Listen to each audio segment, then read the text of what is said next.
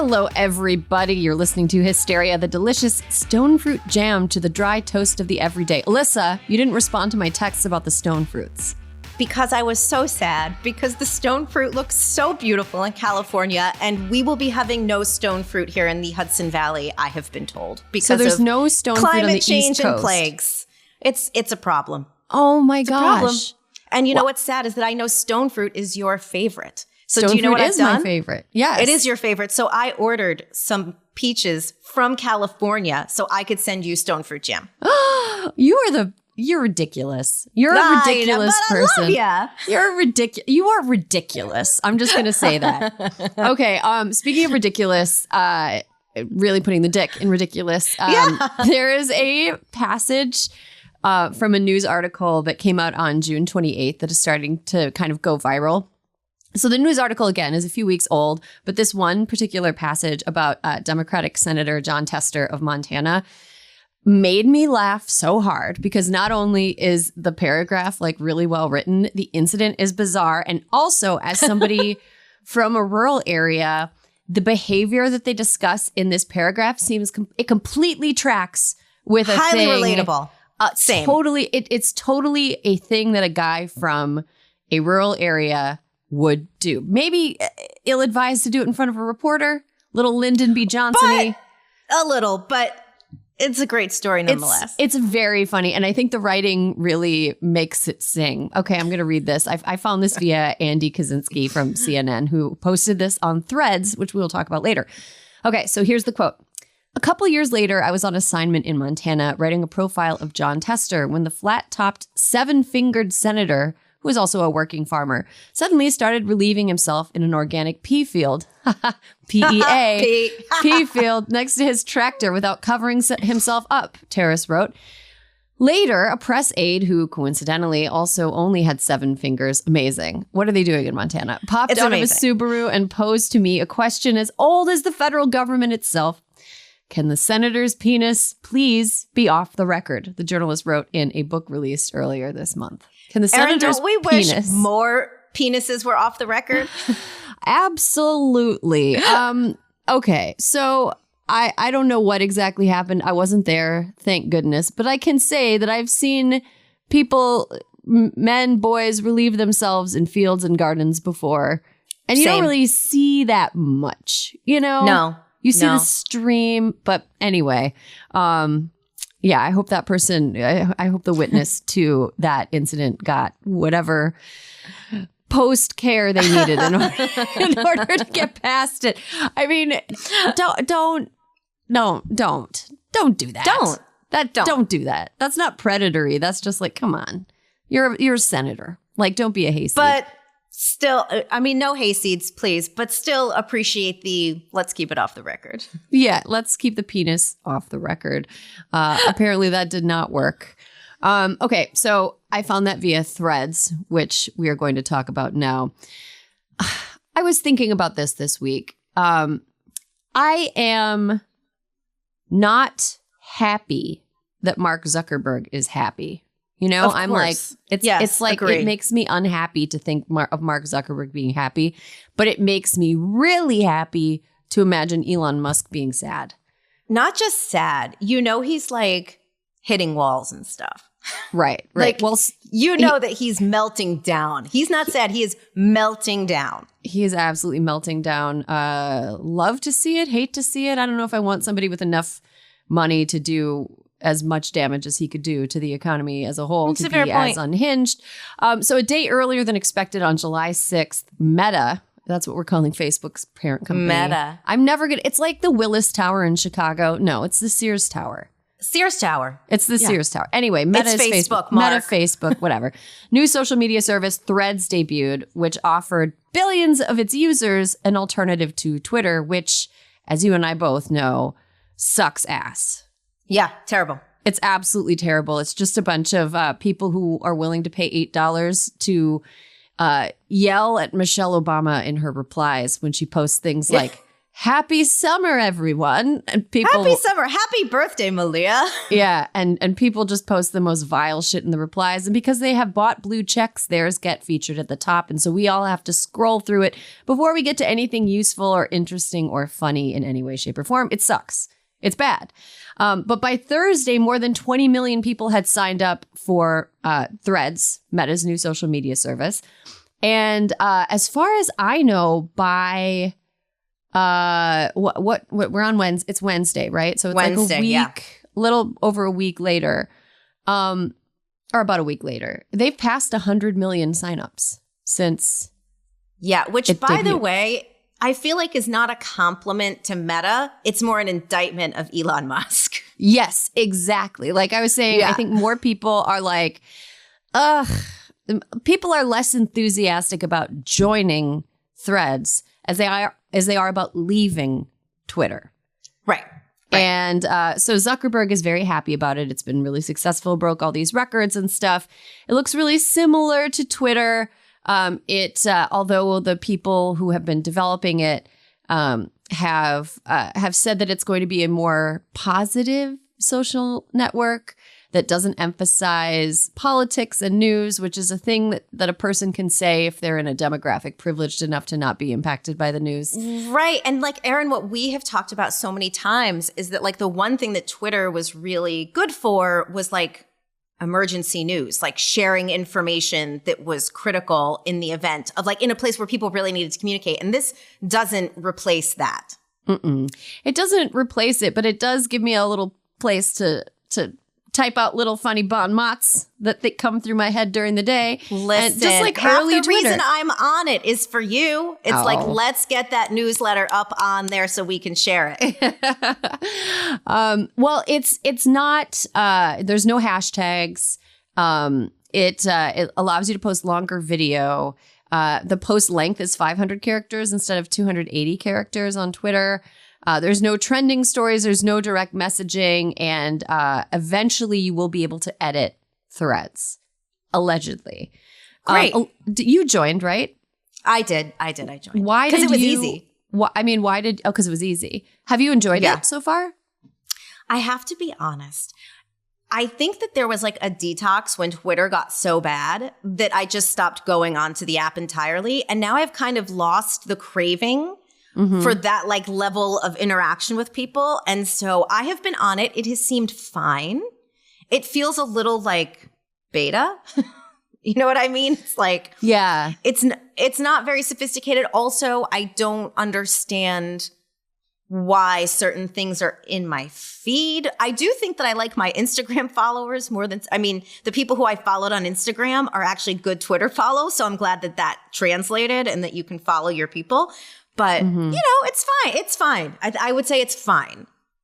Yeah, I think right now there's this thing that's happening where, and this is like a little bit under the hood inside baseball, but first of all, the celebrities that you're just getting tweets from and you're like, why am I seeing all this stuff from Wiz Khalifa or like all these meme accounts? Wait, that is so strange. There has been a lot of Wiz Khalifa in my feed. Yeah, same. So my theory is, and it's based off of, just kind of what Meta has done with influencers and celebrities for other rollouts in the past.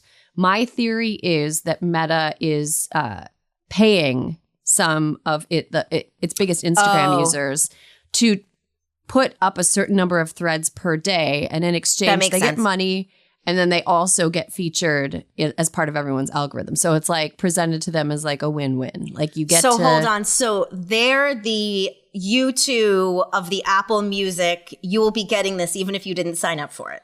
Yes. Yeah. Okay. And it is funny that a lot of people who are on Instagram are like much better at being photographed than they are at like writing things down.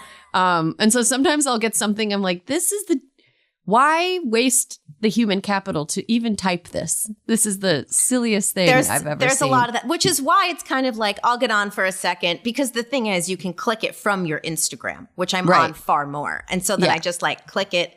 The real reason I went to sign up is I thought I could finally get my, like, I don't know who has at Alyssa Mastromonaco, but I'd love to have it someday. And I'm like, oh, maybe I can get it. And then I realized that it's the same screen name. So I was like, while I'm here, I'll sign up.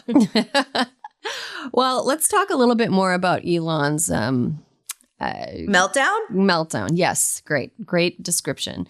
So on Twitter, he said, he suggested that him and Mark Zuckerberg measure their penises and compare them to each other. You know what? They should take a little cue from John Tester's comms aide and be like, that shit should be off the record. Yeah, your penises should be off the record, guys. He also called Zuck a cuck because those two things rhyme, and he is the least funny man in the world who wants the most to be funny. He also challenged Zuckerberg to an MMA bout. I'm just going to say I'm in favor of this. Same. Into it. I'd watch it. I'd pay-per-view it. But I don't think it should be an MMA bout. I think that it should be a duel with pistols. We need to bring back dueling for men who just like challenge each other to What fights. about swords? What about an AP, or how you say it in France? I don't know how you say it in English. Épée? Like a little, like a little Three Musketeers action. Sure. Yeah. As long as at the end of it, people are hurt. I really want Gladiator vibes. Yes, 100%. I think that is the proletariat gladiator that we need, is billionaire duels that we watch for our own amusement. It's the ultimate rush, guys. It's the ultimate rush. It's the ultimate thrill. Getting in a sword fight to the death in front of millions of people who hate you. Okay. This is a cool story out of a state where a lot of stuff that comes out is not cool. Not great. Erin, we have some good news-ish from Ohio, or at least something we need people to pay attention to who are our listeners in Ohio. Ohio has an election on November 7th. This is a local election, which tends to have lower turnout than an election involving presidential or gubernatorial race. But there are two topics on the ballot that will likely bring progressive Ohioans to the polls: protecting abortion rights and legalizing cannabis for recreational adult use. Now, whoa, I'm pro-weed, but I'm also pro-anything that brings progressives to the polls. So some context, on August 8th, Erin, so in a little less than a month, Ohio has a special election where people will be voting on issue 1, quote, a constitutional amendment that would make it all but impossible for citizens to put initiatives on the ballot in the future. That's very bad. Republicans want to pass it because they want to make it harder for voters to pass the abortion rights amendment on the ballot in November. So, Erin, here's why it's so important. It's the same thing we talked about last summer, when Kansas, in the middle of August, had a really important initiative on the ballot. And part of the hope was that no one would turn out for it because it was in the middle of the summer. And that is not what happened. And the Kansans turned out and made sure that a constitutional amendment banning abortion was not added to the state's constitution. So, Ohio, it's vitally important to get out the vote in both August and November to protect reproductive health care. Please. This is so important. The marijuana statute is great, but this is so fucking important. Get out the vote. Maybe if marijuana recreational use is legalized in Ohio, people there will chill the fuck out a little bit. Like, it's truly. I mean, it's, So the thing about this that really, the August election is really wild to me, that Republicans are like, oh shit, we are supporting issues that are so unpopular that the citizens are circumventing legislatures around the country and passing pro-abortion or defeating anti-abortion measures that are put up to a popular vote. I think that the polling is showing something like almost 60% of Ohioans support the constitutional right to abortion. If they added it to the state constitution, it would legalize abortion up to viability. So so not only like pre-Casey, pre-Planned Parenthood versus Casey, before the Supreme Court started rolling back abortion rights from Roe back in 1992, it was up to viability. Casey allowed people to make some restrictions around it. Right. The words undue burden came from that.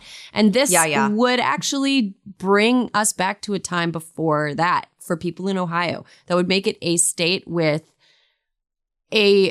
an approach to bodily autonomy that doesn't really exist in a lot of places in the U.S. anymore. And it would be incredible for the people who live there.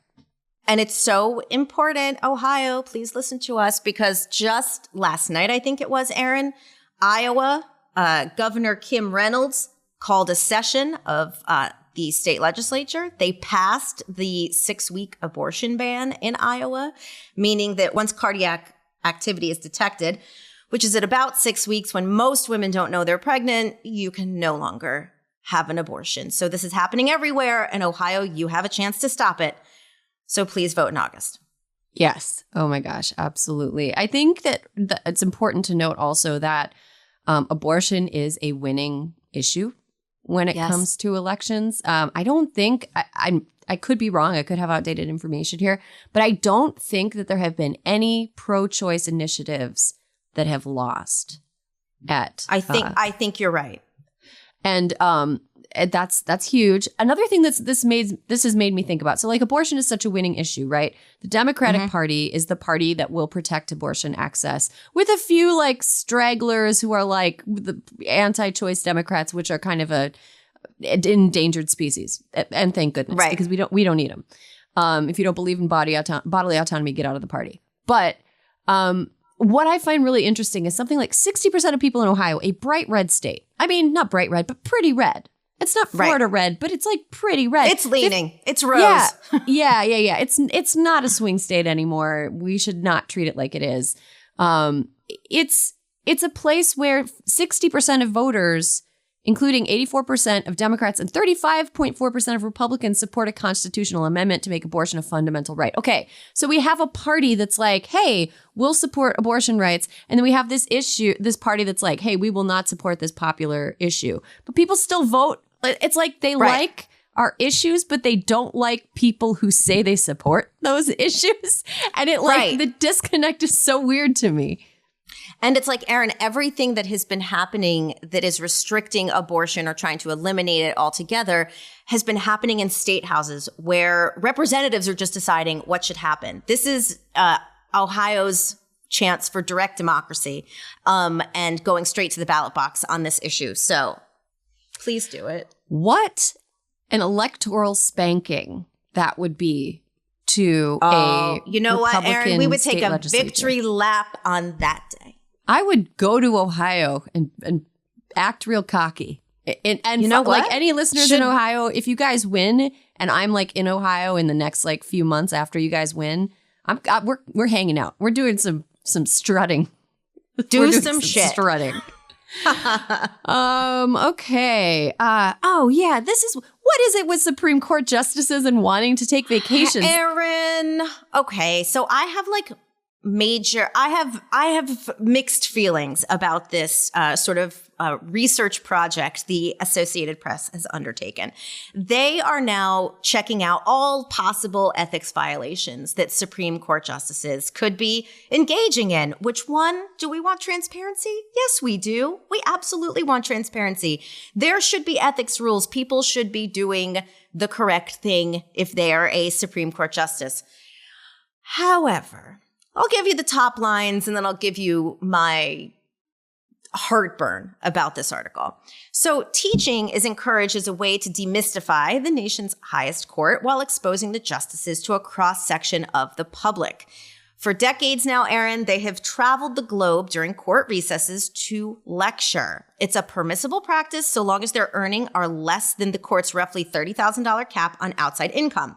For decades, the University of Hawaii Law School specifically has marketed its Jurist in Residence program to the Supreme Court as an all-expense-paid getaway with the upside of considerable downtime in paradise.